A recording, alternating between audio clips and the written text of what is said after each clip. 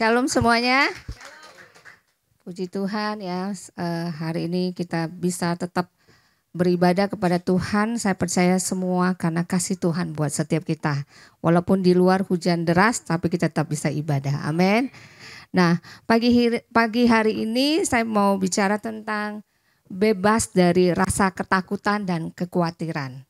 Nah, kenapa saya mau bahas tentang ini? Karena ini salah satu yang dua hal ini yang sering kita alami, bahkan setiap hari kita alami.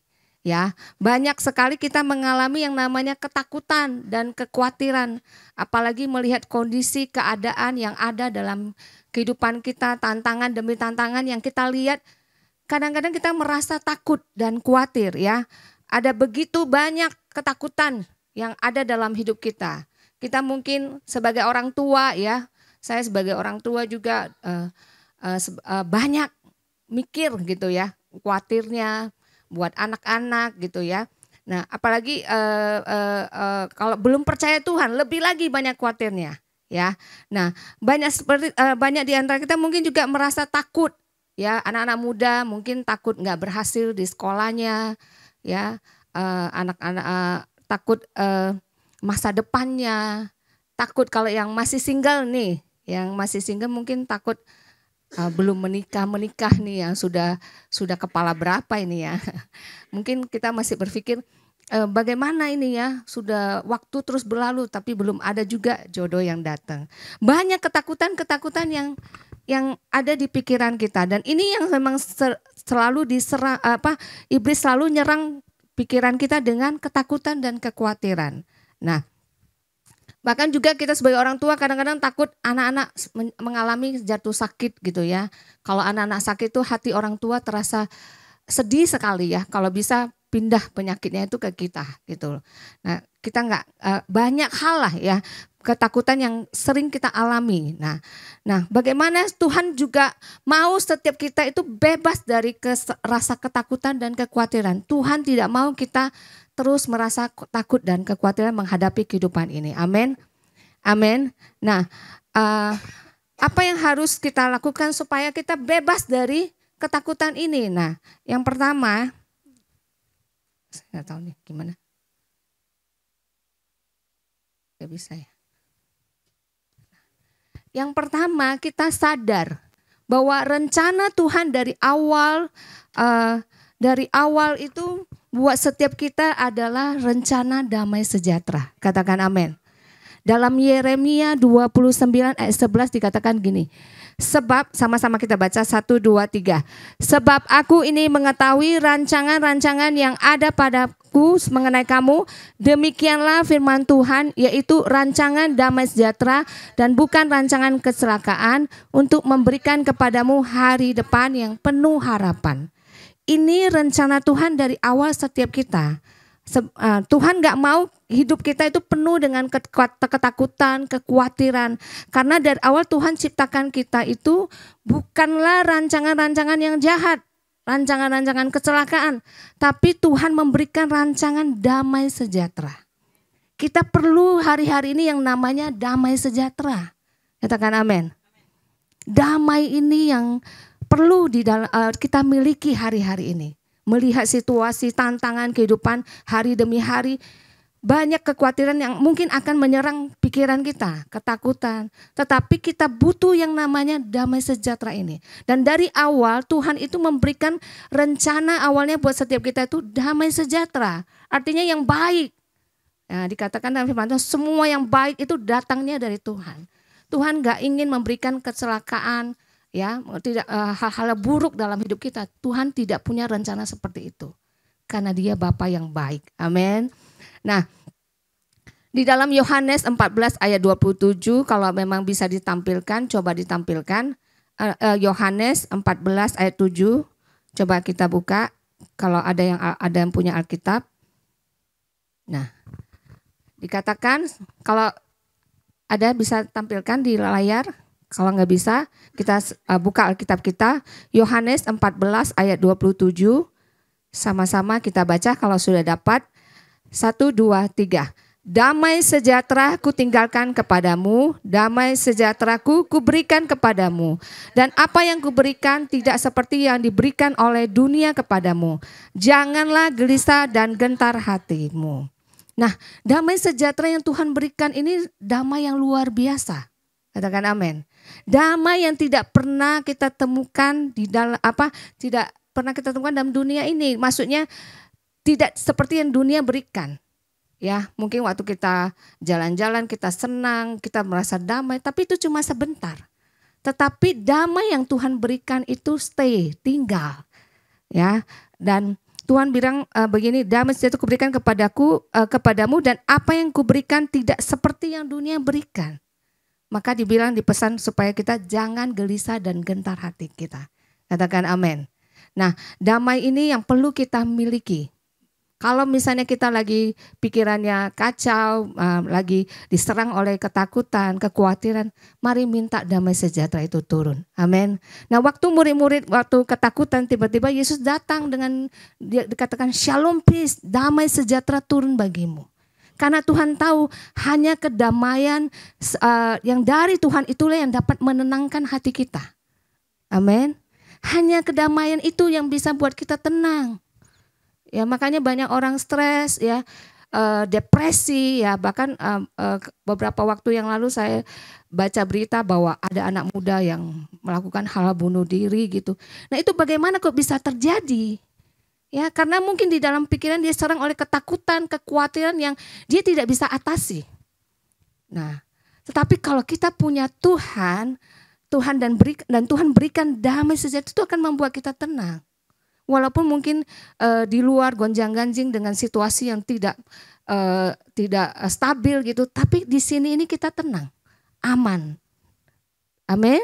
Nah, ini yang kita perlukan hari-hari ini, damai sejahtera dari Tuhan. Sadar bahwa kita perlu damai sejahtera ini. Kalau kita belum, kita minta Tuhan damai sejahtera-Mu memenuhi hati pikiran. Kalau dalam pekerjaan mungkin kita lagi galau dengan pekerjaan kita minta damai sejahtera supaya kita tenang waktu kita bekerja dengan baik dan berhasil. Katakan amin. Nah, yang kedua, apa yang perlu kita perhatikan untuk supaya kita bebas dari rasa ketakutan. Yang kedua, kita perlu sadar bahwa Bapa itu selalu mengasihi kita. Amin. Kasih ini yang harus kita sadar setiap hari. Bahwa Tuhan itu mengasihi kita setiap saat, bahkan di saat kita tidak merasakan.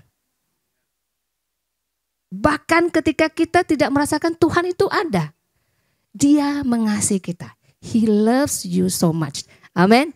Ini yang perlu kita sadari karena 1 Yohanes 4 ayat 18 kita sama-sama baca ayat ini katakan, di dalam kasih tidak ada ketakutan. Kasih yang sempurna melenyapkan ketakutan. Sebab ketakutan mengandung hukuman dan barang siapa takut ia tidak sempurna di dalam kasih. Mari tiap hari kita sadar bahwa kasih Tuhan itu selalu ada bagi kita. Mungkin kita lagi error kah, lagi keadaannya tidak baik, dia tetap mengasihi kita. Bahkan mungkin ketika kita dalam keadaan melakukan dosa pun, dia mengasihi kita. Katakan amin. Ini yang harus kita sadar setiap hari bahwa Bapa itu sangat sayang sama kita. Sangat mengasihi kita, bahkan ketika kita tidak merasakan. Ini mari kita tanamkan dalam hati kita. Karena hanya kasih sempurna ini yang bisa lenyapkan ketakutan kita. Waktu kita sadar terus bahwa Tuhan itu mengasihi aku apa adanya. Walaupun mungkin saya belum melakukan yang terbaik buat Tuhan. Tapi Tuhan tetap mengasihi aku. Bagaimana Yohanes di dalam Yohanes itu dia mendeklarasikan dirinya bahwa dia orang yang dikasihi Tuhan. Amin. Mari kita juga belajar seperti Yohanes. Di dalam Alkitab Matius, Markus, Lukas, Yohanes, cuma Yohanes yang menyatakan bahwa dirinya adalah orang yang dikasihi Tuhan. Dia mendeklarasikan, dia menyatakan dirinya bahwa aku ini orang yang dikasihi Tuhan. Mari kita belajar seperti Yohanes bahwa kita ini orang-orang yang disayang oleh Tuhan. Katakan amin. Nah, makanya kalau kita sadar kasih itu, maka tidak ada lagi rasa ketakutan dalam hidup kita, kekhawatiran. Karena kita percaya dia tetap ada sama-sama kita. apapun kondisi kita, Dia bersama-sama dengan kita. Katakan amin. Nah yang ketiga, kita belajar juga bagaimana supaya kita bisa bebas. Bebas dari rasa takut dan kekhawatiran. Nah, mari kita melihat yang ketiga adalah cara kita memandang masalah ini penting. Ya, kita belajar dari 2 pengintai yang berhasil. Ya, di dalam Bilangan 14 ayat 9 dikatakan begini. Hanya janganlah memberontak kepada Tuhan dan janganlah takut kepada bangsa negeri itu. Sebab mereka akan kita telan habis. Yang melindungi mereka sudah meninggalkan mereka.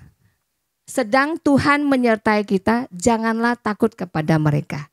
Nah, kita belajar dari kedua hamba Tuhan ini, ya, Yosua dan Kaleb. Kita tahu ceritanya waktu itu Musa mengirim 12 pengintai. Nah, 10 itu melihat situasi keadaan negeri Kanaan yang Tuhan janjikan buat mereka, bangsa Israel. Dia mengatakan bahwa negeri itu bagus sebenarnya. Tetapi ini yang gak enak. Misalnya kamu cantik tapi bau, itu kan gak enak gitu ya. Tapi ini yang menghancurkan pernyataan yang pertama. Nah, sama demikian 10 pengintai ini mengatakan, wah bagus-bagus ya, tanamannya subur, semuanya indah. Tetapi di situ ada musuh yang namanya suku Enak dan orangnya besar-besar. Kita ini tidak akan bisa mengalahkan mereka.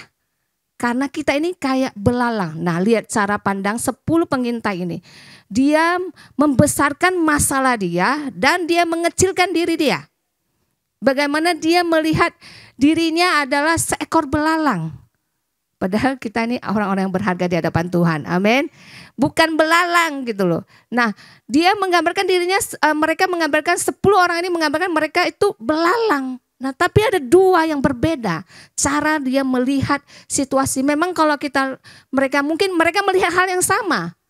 Ya, mereka bukan melihat hal yang berbeda. 12 orang itu melihat hal yang sama. Tetapi lihat respon 10 dan 2 ini berbeda.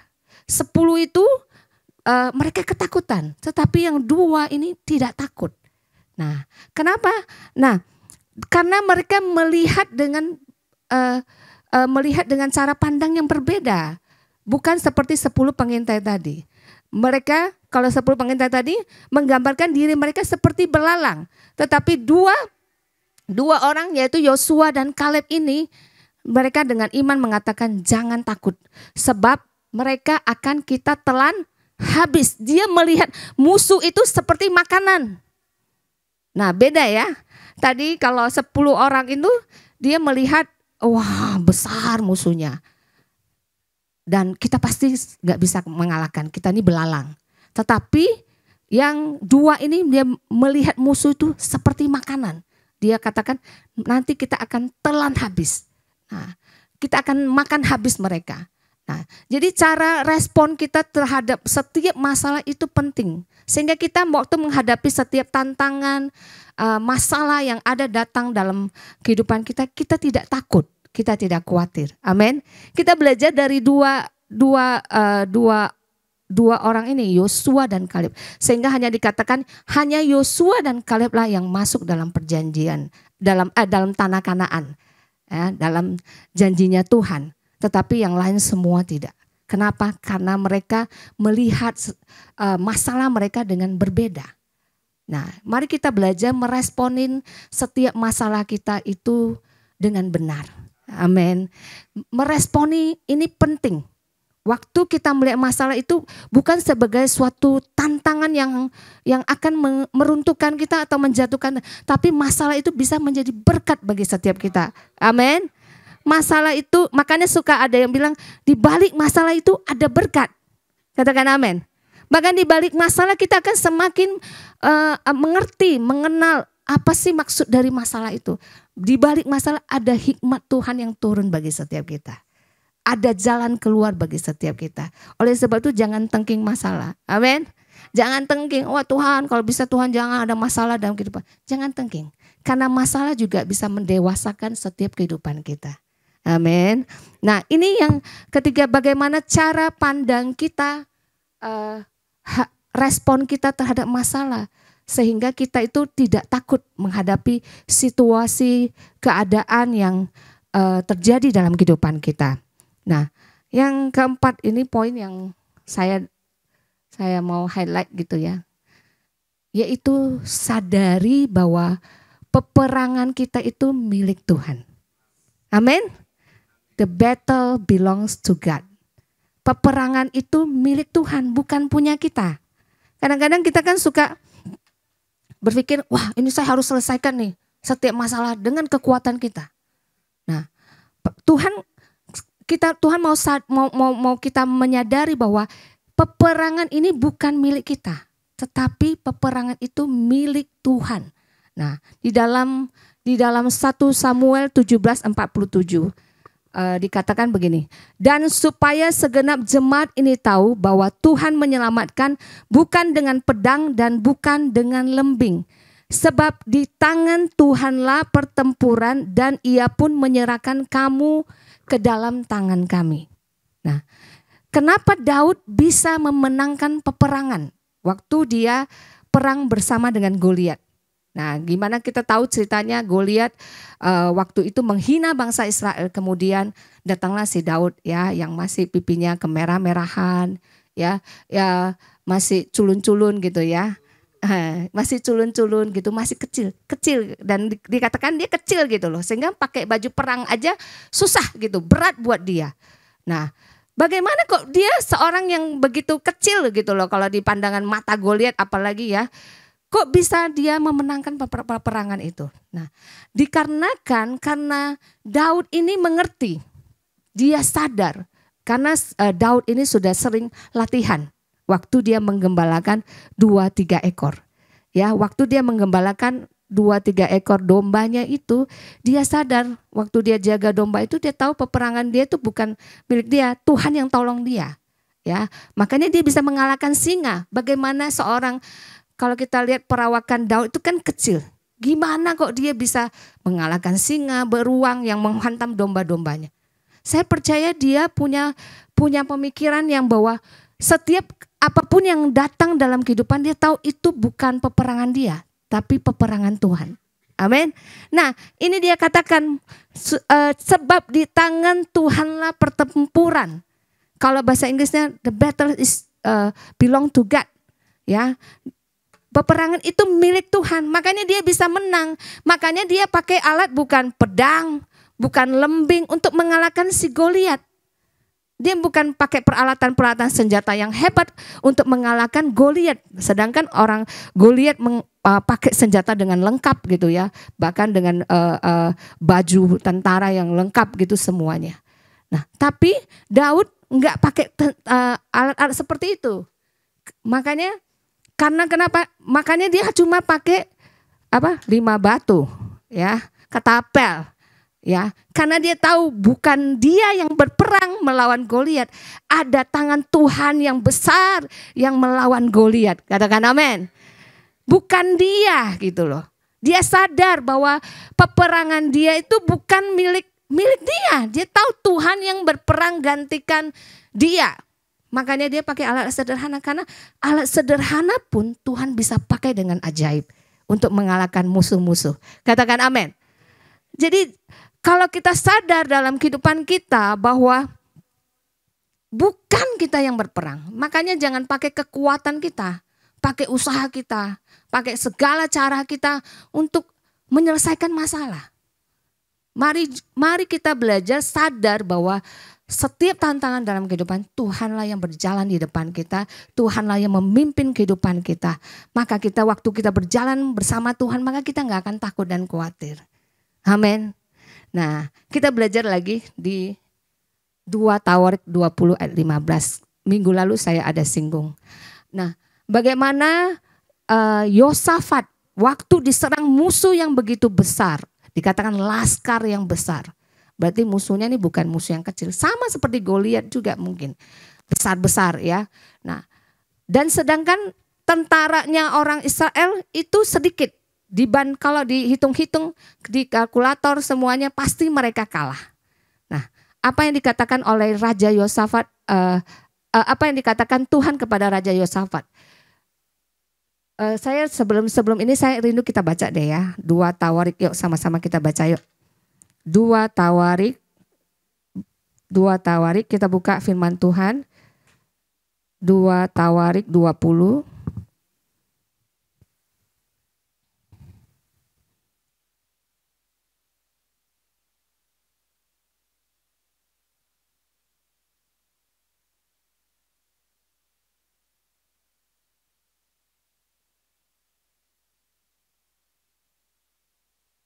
Dua Tawarik 20, kalau sudah dapat kita buka di ayat yang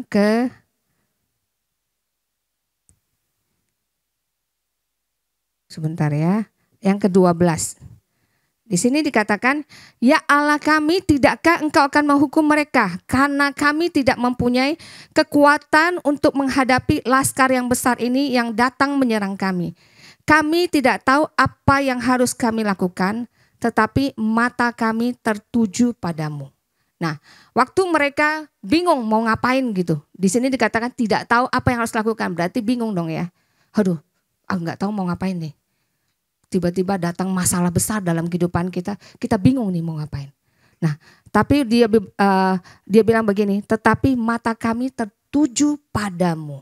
Lalu Tuhan juga bilang sama mereka, camkanlah hai seluruh Yehuda dan penduduk Yerusalem dan tuanku Raja Yosafat. Beginilah firman Tuhan kepadamu, janganlah kamu takut dan terkejut karena laskar yang besar ini. Sebab bukan kamu yang berperang, melainkan Allah yang berperang. Nah, kita lihat lagi ini di sini, bukan lagi Tuhan yang berperang.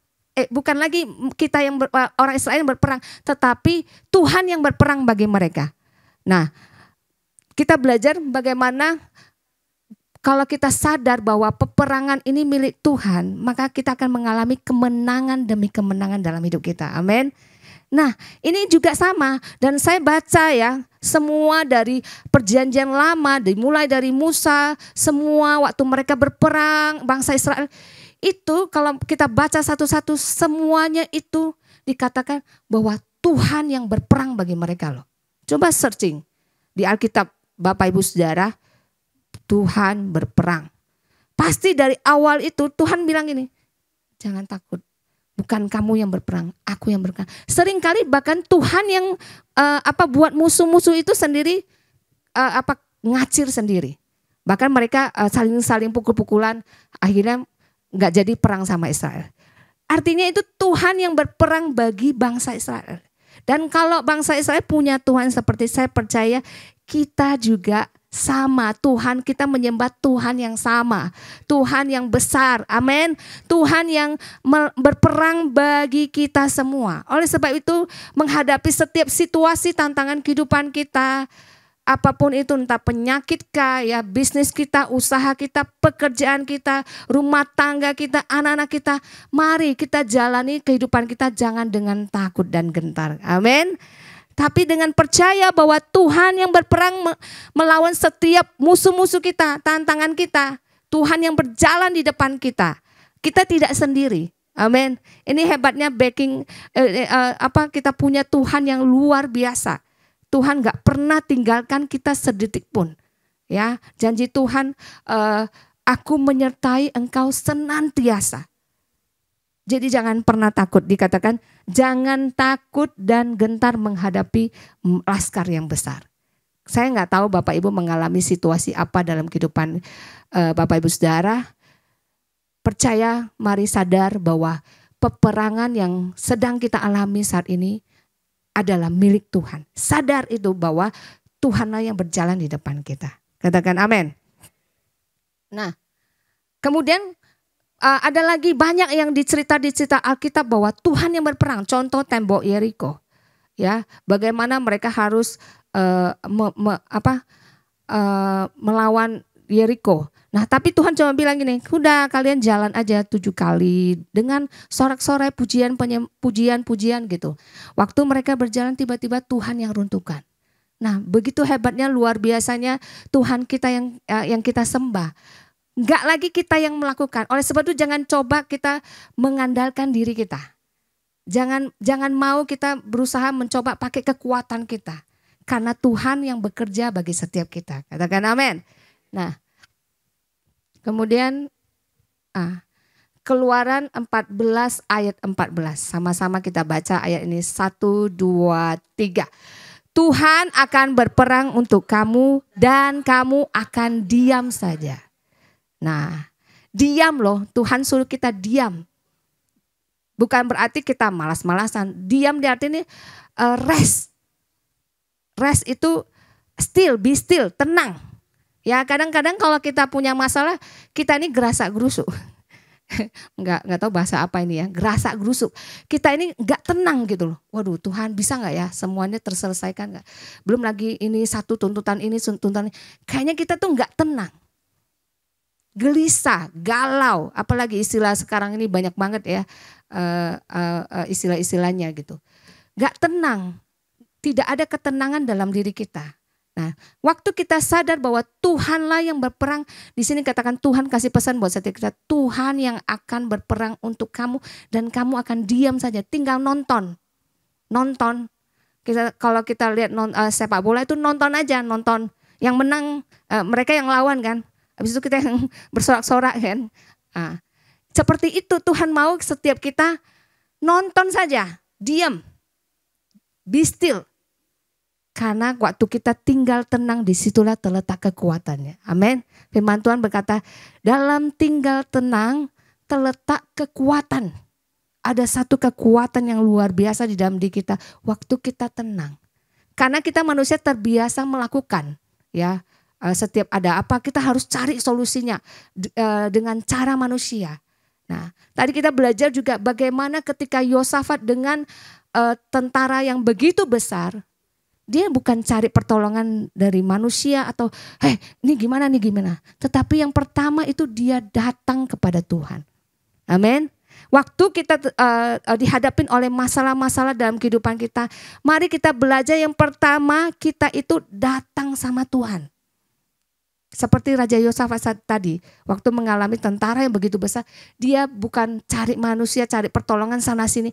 Tapi dia pertama dia datang kepada Tuhan. Ini loh masalahku.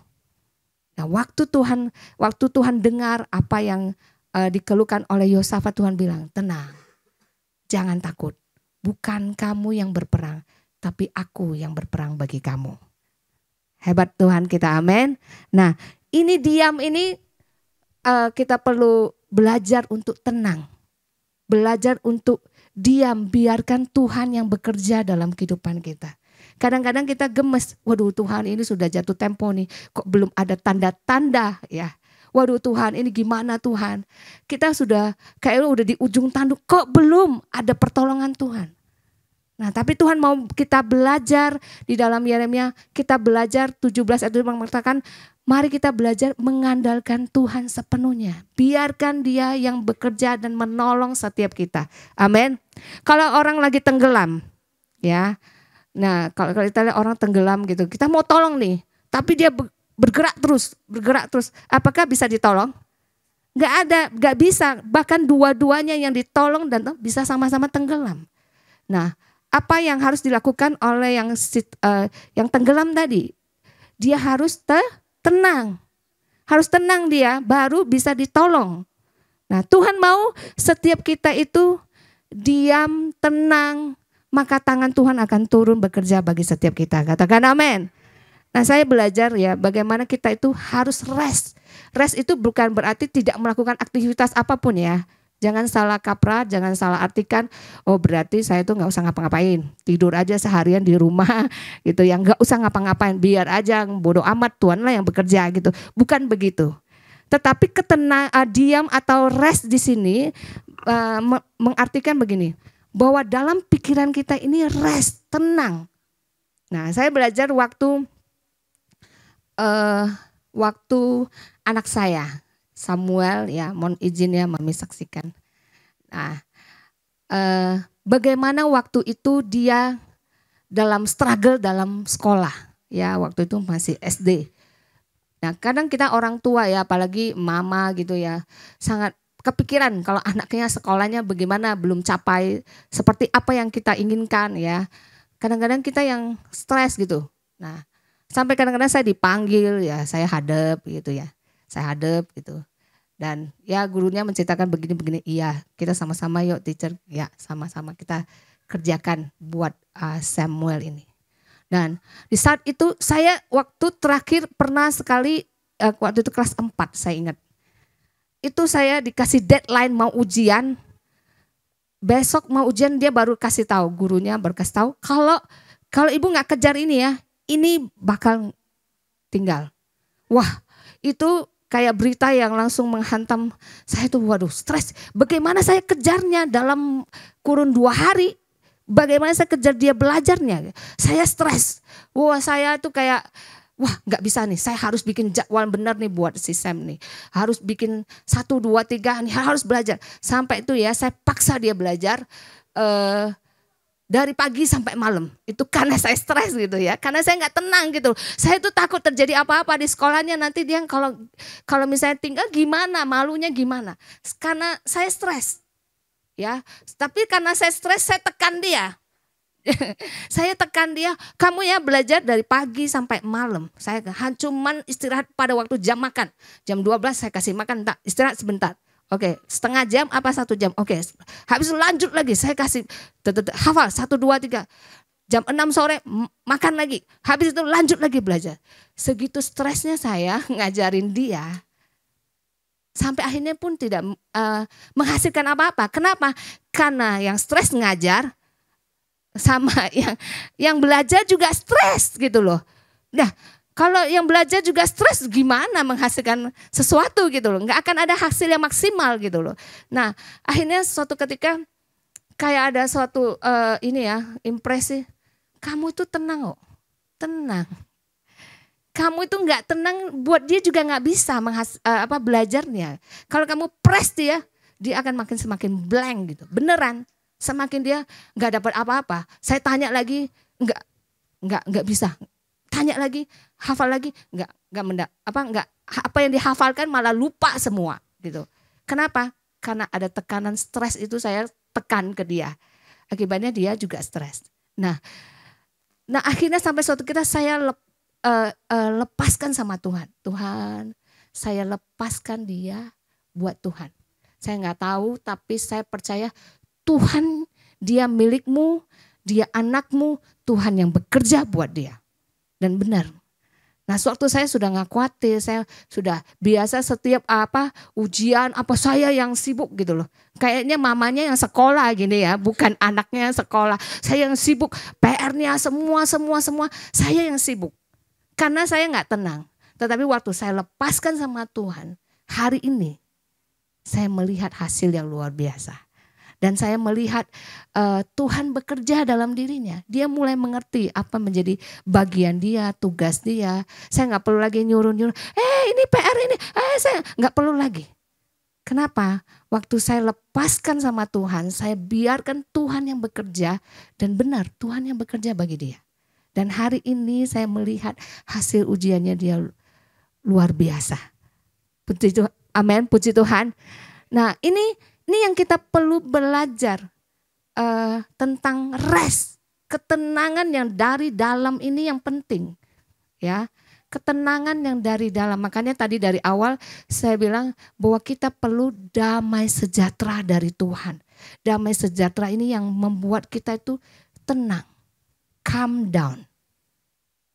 Amin. Ini yang perlu kita belajar untuk tidak pakai kekuatan kita. Nah, makanya yang kemarin saya waktu mengajar STEM itu saya pakai kekuatan saya gitu. Saya genap hati, saya pakai kekuatan caranya gini sampai saya cari semuanya pakai cara bagaimana supaya dia bisa nangkep. Pakai mapping lah, pakai inilah, saya coba semua cara. Tapi waktu saya lepaskan buat Tuhan, ternyata Tuhan yang bekerja buat dia. Amin. Mari kita beri tepuk tangan buat Tuhan. Nah, mari kita belajar untuk rest. Makanya Matius 11, ayo kita buka. Matius 11.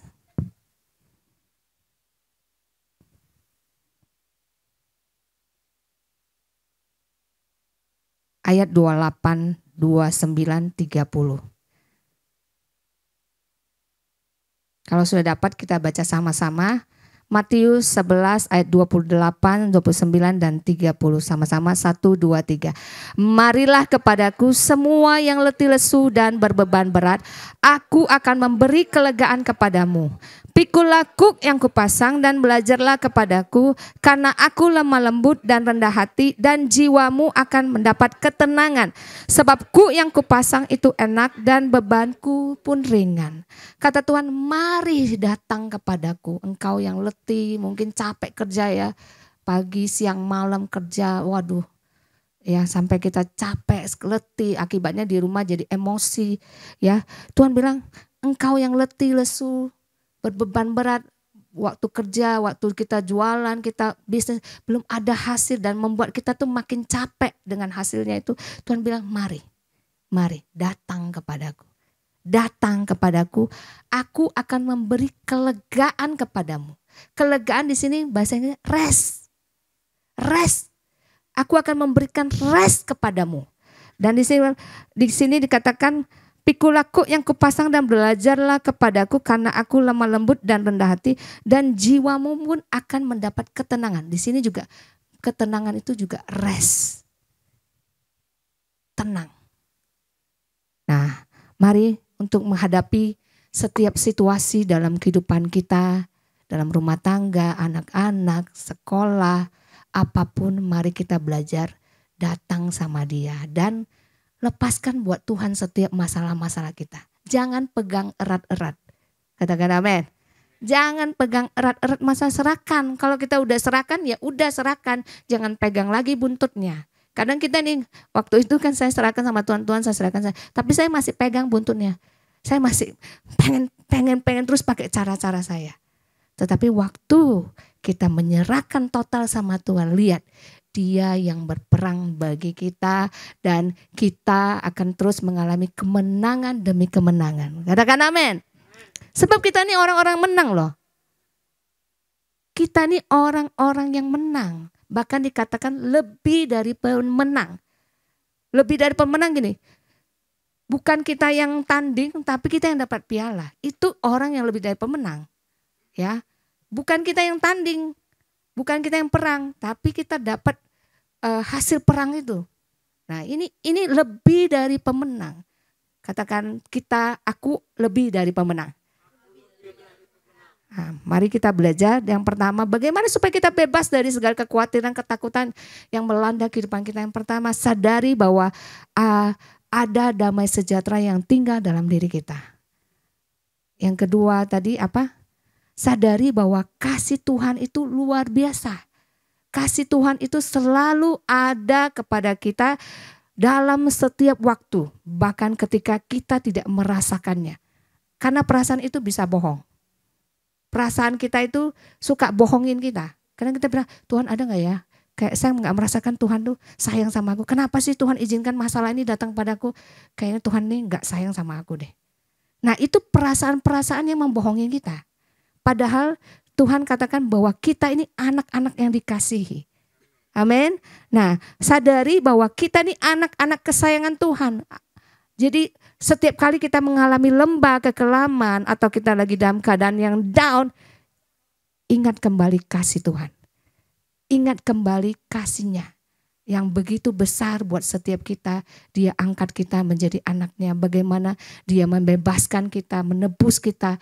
Kasih-Nya yang begitu luar. Renungkan kasih-Nya setiap hari. Itu akan membuat kita tuh nggak takut. Ya, tadi udah kita baca kasih yang sempurna melenyapkan ketakutan. Yang ketiga, bagaimana kita meresponi masalah itu penting. Bagaimana kita melihat setiap masalah itu dengan cara yang benar. Maka kita akan terus mengalami kemenangan. Nah yang terakhir, bahwa peperangan ini bukan milik kita. The battles belongs to God. Peperangan ini milik Tuhan. Maka setiap kita tidak akan perlu takut lagi, tidak perlu khawatir menjalani kehidupan kita. Katakan amin.